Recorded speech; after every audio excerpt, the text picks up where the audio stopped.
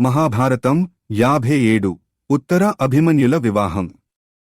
విరాటరాజు మందిరంలోకి ఉత్తర కుమారుడు అడుగుపెడతాడు. కౌరవసేనలను ఎదిరించి వచ్చినందుకు కుమారుడిని విరాటరాజు అభినందిస్తాడు. ఈ గొప్పతనం తనది కాదని, బృహన్నల వేషంలో ఉన్న అర్జునుడిదని చెబుతాడు ఉత్తర కుమారుడు. ఆ మాటకి ఒక్కసారిగా విరాటరాజు ఆశ్చర్యపోతాడు. తమ అంతఃపుర స్త్రీలకు నాట్యం నేర్పుతూ వచ్చింది అసమాన శూరుడైన అర్జునుడా అని ఆశ్చర్యపోతాడు. మహాపతివ్రత అయిన ద్రౌపది, మాలిని పేరుతో తమ ఆస్థానంలో సంచరించడం ఆయనకి మరింత విస్మయాన్ని కలిగిస్తుంది. తన రాజ్యంలోని మల్ల యోధులకు జీమూతుడు సవాల్ విసిరినప్పుడు తన రాజ్యం పరువు ప్రతిష్టలను కాపాడిన మహాబలశాలి భీముడని తెలిసి ఆయన బిత్తరపోతాడు.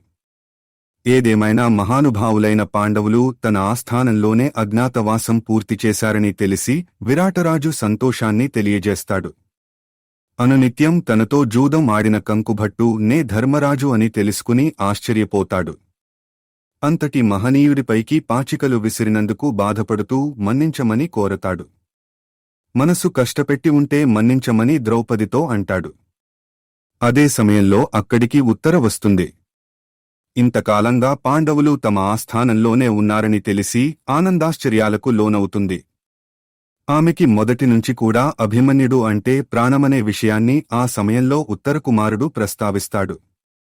ఆ ఇద్దరికీ వివాహాన్ని జరిపిస్తే తమ మధ్య బంధం మరింత బలపడుతుందనే అభిప్రాయాన్ని వ్యక్తం చేస్తాడు. అభిమన్యుడికి తన కూతురునిచ్చి పెళ్లి జరిపించడానికి తనకి ఎలాంటి అభ్యంతరం లేదని అంటాడు విరాటరాజు. వాళ్ళిద్దరూ ఇష్టపడితే కానీయమంటారు పాండవులు. పాండవుల అజ్ఞాతవాసం పూర్తి కావడంతో కృష్ణుడు విరాటరాజు రాజ్యానికి వస్తాడు. పాండవుల క్షేమ సమాచారం తెలుసుకుంటాడు. తమని అనేక గండాల నుంచి గట్టెక్కించిన కృష్ణుడికి వాళ్లంతా కృతజ్ఞతలు తెలుపుకుంటారు. అభిమన్యుడికి ఉత్తరను ఇచ్చి వివాహం చేయాలనుకుంటున్నట్టుగా చెబుతారు. అందుకు కృష్ణుడు కూడా సంతోషిస్తాడు. కృష్ణుడి సమక్షంలో వాళ్లు ఉత్తర అభిమన్యులకు వివాహం జరిపిస్తారు. కృష్ణుడు నూతన దంపతులకు ఆశీస్సులు అందజేస్తాడు. అలా విరాటరాజు కొలువులో పాండవుల అజ్ఞాతవాసం ఆయన బంధుత్వంతో ముగుస్తుంది.